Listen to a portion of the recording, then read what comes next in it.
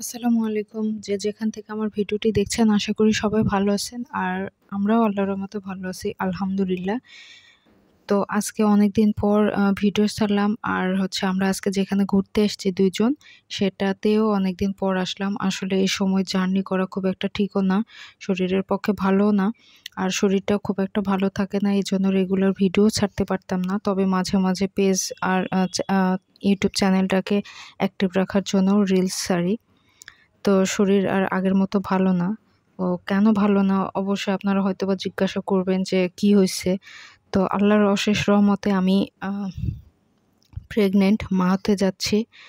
আমার ৬ মাস হয়ে গেছে। আর কয়দিন পর ৭ এ পা দিব। ৭ মাস হবে পূর্ণ। তো সবাই আমার জন্য দোয়া করবেন। আর এই সময়টা শরীরটাও ভালো থাকে না। আর এখন যে পরিমাণে গরম, আর শুনেছি যে এই অবস্থায় নাকি অনেক বেশি গরম লাগে। আর নরমালি এত গরম, আর আমার তো আরও অবস্থা খারাপ। তবে এখন যে ভয়েস দিচ্ছি, এখন শরীরটা আমার আরও খুব বেশি খারাপ। মানে গরমের কারণে নাকি জানি না শরীরটা পেট খারাপ হইছে। আর বমি তো লেগেই থাকে প্রায় টাইমে। তবে ৩ মাস খুব কষ্ট হয়েছিল আমার। ৩ মাস রেগুলার কিছু খাইতে পারতাম না। খুব বমি হতো। আর এখনও মাঝে, মাঝে হয়। তবে এখন ভয়েস দিচ্ছি এই অবস্থায় আমার শরীরটা খুব খারাপ। আর এই ভিডিওটা অনেক আগেই করা হয়েছিল, অনেক আগে গেছিলাম। সবসময় ঘরের মধ্যে একা, একা থাকতে ভালোও লাগে না।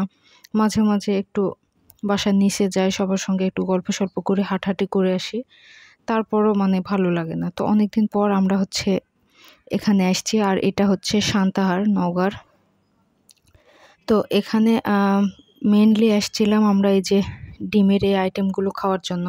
তো আমি আগেও ট্রাই করছি। আর আমার জামাই ফার্স্ট টাইম। ও নাকি আগে কখনো ডিমের এই আইটেমগুলো ট্রাই করেনি। তো আমরা এখানে ২ টা অর্ডার করছিলাম। কোয়েল পাখির ডিম আর হাঁসের ডিম। এখানে মুরগির ডিমও ছিল। তো এখানে অনেক রকম আইটেমই পাওয়া যায়। ডিম পোস্ট, ডিম মামলেট, তারপর ডিম রুটি, এরকম অনেক কিছু। তো অনেক গরম ছিল। গিয়ে বেশিক্ষণ থাকতে পারি নাই ওখানে। তো আমরা ২ টা অর্ডার করছিলাম। কোয়েল পাখির ডিম আর হাঁসের ডিম রুটি। এই ২ টা খেয়ে বের হয়ে গেছে। অনেক গরম লাগছিল। তো মাশাআল্লাহ আমার কাছে ডিম পোস্টটাই ভাল লাগছে, কোয়েল পাখির ওইটা। আর হাঁসের ডিম খুব একটা ভালো লাগে নাই। হাঁসের ডিমের সঙ্গে চালের আটার রুটি ভেঙে কি জানি করলো।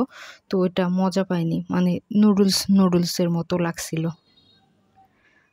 তো এই তো অবস্থা। যারা আসছেন এখানে অবশ্যই অনেকে ট্রাই করছেন, বা যারা আসেন নাই তবে ট্রাই করতে পারেন, এসে ভালো লাগবে। তো সবাই দোয়া করবেন যেন সুস্থ থাকতে পারি, আর সুস্থ স্বাভাবিক একটা বাচ্চা জন্ম দিতে পারি। তো জানি না ছেলে মেয়ে কী হবে। তো যেটাই হোক আল্লাহর কাছে দোয়া করি যেন সুস্থ স্বাভাবিক একটা সন্তান জন্ম দিতে পারি। আর সবাই আমার জন্য দোয়া করবেন। আজকের ভিডিও এ পর্যন্ত। সবাই ভালো থাকবেন, সুস্থ থাকবেন। আল্লাহ হাফেজ। আসসালামু আলাইকুম।